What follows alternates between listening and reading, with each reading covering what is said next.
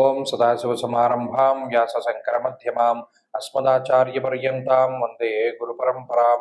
జ్యోతిష్ శాస్త్రాన్ని భావితరాల వారికి ప్రసాదించిన ఋషుల యొక్క పాదపద్మాలకి నమస్కారం చేసుకుంటూ, అలాగే నాకు ఈ జ్యోతిష విద్యను నేర్పిన గురువర్యులు జ్యోతిష బ్రహ్మ కీర్తిశేషులు శ్రీ ఏరంకి సూర్యనారాయణమూర్తి గారు, సూర్యశ్రీ దైవజ్ఞ గారి యొక్క పాదపద్మాలకి నమస్కారం చేసుకుంటూ, ఓం శ్రీ మహాగణాధిపతి నమః, శ్రీ గురుభ్యో నమః, హరి ఓం.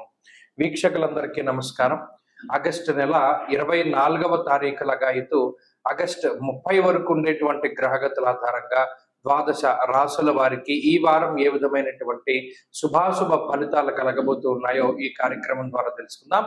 అందులో భాగంగా ఈ వారం ఉండేటువంటి గ్రహస్థితిని గనక గమనిస్తే, ఈ వారంలో మిథున రాశి యందు గురుగ్రహం యొక్క సంచారము, అలాగే కర్కాటక రాశి యందు బుధ శుక్రుల యొక్క సంచారము, సింహరాశి యందు రవికేతువులు, కన్యారాశి యందు కుజుడు, అలాగే కుంభరాశి యందు రాహువు, మీనమందు శనేశ్వరుడు. మిథున రాశి వారికి ఈ వారం సానుకూలమైనటువంటి గ్రహస్థితి గోచరిస్తూ ఉన్నాయి. ప్రత్యేకించి ఈ రాశి వారికి 2వ స్థానమందు ఉన్నటువంటి బుధ శుక్రుల తాలూకు అనుకూలత, అలాగే 3య స్థానమందు ఉన్నటువంటి రవిగ్రహం యొక్క ఆనుకూల్యత, అలాగే ఈ వారంలో ఉండేటువంటి చంద్రబలంతో కలుపుకొని 4 గ్రహాల తాలూకు శుభ ఫలితాలు రానున్నాయి. ప్రత్యేకించి ఈ రాశి వారికి మిగతా దీర్ఘ సంచార గ్రహాలు అనుకూలంగా లేకపోయినా 2వ స్థానమందు గోచారంలో ఈ వార ఫలితాలు మనం చూసుకునేటప్పుడు అతి తక్కువ కాలం సంచరించి అతి ఎక్కువ ఫలితాన్ని ఇచ్చేటువంటి గ్రహం ఏదో దాన్ని పట్టుకోవాలి. చాలా మందిలో ఒక భావన ఉంటుంది, ఏమంటే మరి దీర్ఘ సంచార గ్రహాలు ప్రతికూలంగా ఉన్నాయి, జన్మగురుడు ఉన్నారు, దశమంలో శని వక్రించి ఉన్నారు, నవమరాహు ఉన్నారు, అయినా మీరు బాగుందని ఎందుకు చెప్తున్నారు అంటే, ఈ చిన్న ఈ గ్రహాలు అనుకూలించడం వల్ల వచ్చేటువంటి ఫలితాలు ఎలా ఉంటాయనేది కూడా మీకు తెలుస్తూ ఉంటుంది. మీరు గమనించండి, రవి తృతీయంలోకి వెళ్ళిన తర్వాత, అంటే ఈ ఆగస్టు నెలలో 16వ తారీఖు దాటిన తర్వాత ఉండే మిథున రాశి వారి పరిస్థితి మెరుగుపడుతుంది. ఎందుకు? ఆరోగ్యం, నిత్య సంతోషం, బంధుమిత్ర సమాగమ అన్నారు. అంటే రవి తృతీయంలో ఇచ్చేటువంటి ఫలితానికి 2వ స్థానంలో ఇచ్చేటువంటి ఫలితానికి వ్యత్యాసం ఉంటుంది. ఆయన ఆత్మశత్రోత్సాహ వనపర్వతాది పితృకారకుడు కాబట్టి మనలో కొంత ఉత్సాహానికి, ధైర్యానికి, సాహసోపేతమైనటువంటి చర్యలకి, ఏదైనా ఒక పని చేయాలంటే కొంత ఊతానికి ఆయన సహాయపడుతూ ఉంటారు. కాబట్టి మిథున రాశి వారికి 4 గ్రహాల తాలూకు శుభ ఫలితాలు కనబడుతూ ఉన్నప్పటికీ, ఇందాక మనం చెప్పుకున్నట్టు జన్మగురుడు, అర్ధాష్టమ కుజుడు కొంత వ్యతిరేకమైనటువంటి ఫలితాలను ఇస్తారు. గురుడు రాజకోపో యశోహాని అన్నారు. అంటే కావాలని ఎవరైనా నీలాపనిందలు మీ మీద వేయడానికి ఎక్కువ ప్రయత్నాలు జరుగుతూ ఉంటాయి. మీరు చేయనటువంటి ఏదైనా చిన్న అకృత్యాలని మీరు చేశారు అని నిరూపించడానికి ఎక్కువ మంది దీనికి సహకరిస్తూ ఉంటారు, మీ మీద నిందారోపణలు చేయడానికి. ఈ నిందారోపణల వల్లే కొంత భయం వేస్తూ ఉంటుంది. భాగ్య నిర్భయం క్రూర బంధువైరం ధనక్షయం. 4ర్థ స్థానమందు కుజుడు ఉండడం వల్ల కూడా అటు కొంచెం మానసిక భయానికి కారణం. ఇక్కడ చూడండి, రవి మానసిక ధైర్యానికి అవకాశాన్ని ఇస్తే కుజుడు మనోభయానికి అవకాశాన్ని కల్పిస్తున్నాడు. కాబట్టి దీనివల్ల ఏమవుతుంది, రెండిటి తాలూకు ఫలితం వస్తుంది. ఒకానొక సందర్భంలో బాగా ధైర్యంగా ఉంటారు, ఒకానొక సందర్భంలో బాగా భయపడుతూ ఉంటారు. ఇలా మిశ్రమమైనటువంటి వాతావరణం ఉంటుంది. ప్రత్యేకించి ఆర్థిక ఇబ్బందులు ఏమీ లేవు, అలానే వచ్చినటువంటి రూపాయి జేబులోకి వెళ్ళదు, ఖర్చు అవుతూనే ఉంటుంది. ఇటువంటి పరిస్థితులన్నీ కూడా ఈ వారంలో మిథున రాశి వారికి ప్రత్యేకించి కనబడుతూ ఉంటాయి. ఉద్యోగపరమైనటువంటి ఒడిదుడుకులు, ఒత్తిడి ఉన్నప్పటికీ అధిగమించగలుగుతారు. ఈ వారంలో మిథున రాశి వారు మరింత అనుకూలమైనటువంటి ఫలితాలను సాధించడానికై ఎక్కువగా శివాష్టోత్తర శతనామావళి స్తోత్రాన్ని పారాయణ చేస్తూ ఉండడం చెప్పదగినటువంటి సూచన. ఈ వారంలో కలిసి వచ్చేటువంటి రోజు శుక్రవారంగా చెప్పవచ్చును. అదృష్ట సంఖ్య 5, అదృష్ట వర్ణము తెలుపు. తదుపరి కర్కాటక రాశి. సింహరాశి వారికి సాధారణమైనటువంటి గ్రహస్థితి గోచరిస్తూ ఉన్నది.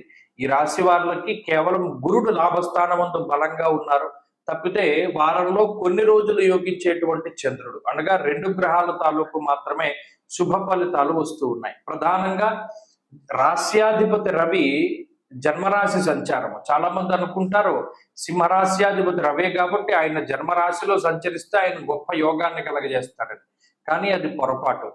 ఎందుకంటే దేహార్తిచిత్త సంతాప కాలాతిక్రమ భోజనం అన్నారు. ఇక్కడ కాలాన్ని అతిక్రమించి భోజనం చేసేటువంటి పరిస్థితులకి రవి కారణమవుతారు.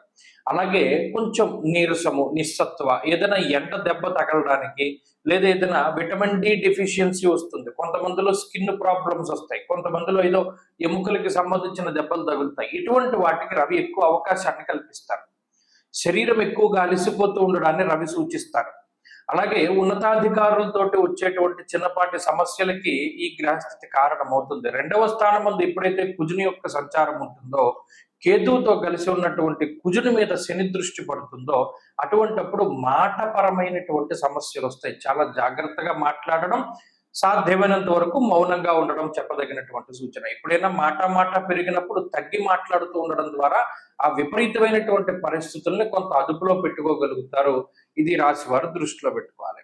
ఆర్థికంగా ఈ రాశి వారికి గ్రహస్థితి బాగున్నది. యశోవృద్ధిర్బలం తేజ, లాభస్థానంలో ఉన్నటువంటి గురుడు ఎప్పుడూ చక్కటి పేరు ప్రఖ్యాతల్ని, చక్కటి ఆర్థిక పరిస్థితుల్ని, ఇటువంటి వాటిని ఆయన కలగజేస్తూ ఉంటారు. అయినప్పటికీ కూడా కొంత ఈ సింహరాశి వారు జాగ్రత్తగా ఉంటూ ఉండడం చెప్పదగినటువంటి సూచన. ప్రత్యేకించి ఉద్యోగపరమైనటువంటి మార్పు చేయవలసి వచ్చినప్పుడు ఒకంత ఆచితూచి ముందుకు వెళుతూ ఉండాలి. అలాగే ఈ రాశి వార్లలో వ్యయస్థానముందు బుధ శుక్రులు ఉన్నారు. కొన్ని సందర్భాల్లో లగ్జరీకి డబ్బు ఖర్చు పెడతారు. అంటే ఏవో చిన్న చిన్న కోరికలు ఉంటాయి. పలానా గ్యాడ్జెట్ కొనుక్కోవాలి, పలానా వస్తువు, పలానా ఆభరణము, పలానా వస్త్రము, ఏదైనా పలానా వాహనము, ఇటువంటి వాటికి ధనాన్ని ఖర్చు పెడుతూ ఉంటారు. ఇటువంటి వాటికి కూడా ఈ గ్రహస్థితి కారణమవుతుంది. మొత్తం మీద ఏమిటి అంటే ఈ గ్రహస్థితి ఎక్కువగా పరీక్ష పెడుతూ ఉంటుంది. శరీరానికి, మీ ఓపికకి, మీ సహనానికి గొప్ప పరీక్షగా ఉంటుంది. కాబట్టి చాలా జాగ్రత్తగా ముందుకు వెళుతూ ఉండాలి. సింహరాశి వారు ప్రత్యేకించి వాహనాలు నడిపేటప్పుడు కానీ, బయటికి వెళ్ళేటప్పుడు కానీ కొంత జాగ్రత్తగా ఉంటూ ఉండడం చెప్పదగినటువంటి సూచన. ఈ వారంలో సింహరాశి వారు మరింత అనుకూలమైనటువంటి ఫలితాలను సాధించడానికై ఎక్కువగా సూర్యారాధన చేస్తూ ఉండడం, ప్రతిరోజు ఆదిత్య హృదయ స్తోత్ర పారాయణ చేస్తూ ఉండడం చెప్పదగినటువంటి సూచన. ఈ వారంలో కలిసి వచ్చేటువంటి రోజు గురువారంగా చెప్పవచ్చును. అదృష్ట సంఖ్య 5, అదృష్ట వర్ణము పసుపు. తదుపరి కన్యారాశి. కన్యారాశి వారికి ఈ వారం సాధారణమైనటువంటి గ్రహస్థితి గోచరిస్తూ ఉన్నది. ఈ రాశ్యాధిపతి అలాగే శుక్రుడు, ఈ 2 గ్రహాలు లాభస్థానం ముందు ఉండడం అనుకూలించేటువంటి విషయం. అలాగే చంద్రుడు యోగించడం కూడా మానసిక ప్రశాంతతకి అవకాశాన్ని కల్పిస్తుంది. అయితే ప్రధానంగా 2 గ్రహాలు జన్మ రాశి యందు కుజుని యొక్క సంచారము, కేతువుతో కలిపి ఉండడం, వ్యయస్థానమందు రవి యొక్క సంచారము ఈ వారం గ్రహస్థితిని ఎక్కువగా ప్రభావితం చేస్తూ ఉంటుంది. జన్మరాశిగతే భౌమౌ యక్షరాక్షస పీడితం అన్నది శాస్త్రం. అంటే ఒక కుజుడు జన్మరాశిలో సంచరిస్తే రాక్షసుడు ఎలా అయితే పీడిస్తాడో అంతలా పీడిస్తాడు అని చెప్పి శాస్త్రంలో చెప్పారు. ఏమంటే ఇంత భయంకరంగా చెప్తున్నారని అనుకోకూడదు. అంటే అక్కడ మనం గ్రహించాలి. ఎలా పట్టుకోవాలి అంటే, ఓకే, జ్వరం ఖడ్గవ్రణం చైవ భార్యా బంధు విరోధ కృత్యం చెప్పాడు. ఎలా పీడిస్తాడు అన్నది కూడా చెప్పాడు. రాక్షసత్వం ఎలా వస్తుంది అంటే ఓపికను తీసేస్తాడు కుజుడు. అనారోగ్య సమస్యలో, లేకపోతే ఇది జ్వరం ఖడ్గవ్రణం చైవ అంటే ఏదైనా జ్వరం వస్తుంది అన్నాడు, ఏదైనా అనారోగ్య సమస్య చేస్తుంది. ఖడ్గవ్రణం చైవ లేకపోతే ఏదో దెబ్బ తగులుతుంది. ఆ దెబ్బ తగలడం వల్ల ఏమవుతుంది, లేవలేని పరిస్థితి వస్తుంది కదా. లేవలేకపోవడం అంటే మరీ లేవలేకపోవడం కాదు, కొంచెం రెస్ట్ తీసుకునేటువంటి పరిస్థితులు. భార్యాబంధు విరోధ కృతం. అప్పుడు మనం ఎవరి మీద ఆధారపడతాం? అటు జీవిత భాగస్వామి కానీ, కుటుంబ సభ్యులు కానీ, బంధువులు కానీ, మిత్రులు కానీ ఎవరైనా మనకి సహాయం చేస్తేనే కదా మరి రెస్ట్ తీసుకున్నప్పుడు మనం బయటపడాలి. కానీ ఎవరి సహకారం ఉండకుండా చేస్తాడు. అలా చేయడం వల్ల ఏమవుతుంది, మీకా ఓపిక ఉండదు, చేసేవాళ్ళు ఉండరు. తద్వారా అది నరకప్రాయమైనటువంటి జీవనంగా ఉంటుంది. అలా ఇబ్బంది పెడతారన్నాడు కుజుడు. జన్మ రాశిగతే భౌమౌ యక్షరాక్షస పీడితం. ఇక్కడ వ్యయస్థానంలో రవి, స్వస్థాన నాశనం చైవ బంధురోగో ధనక్షయం.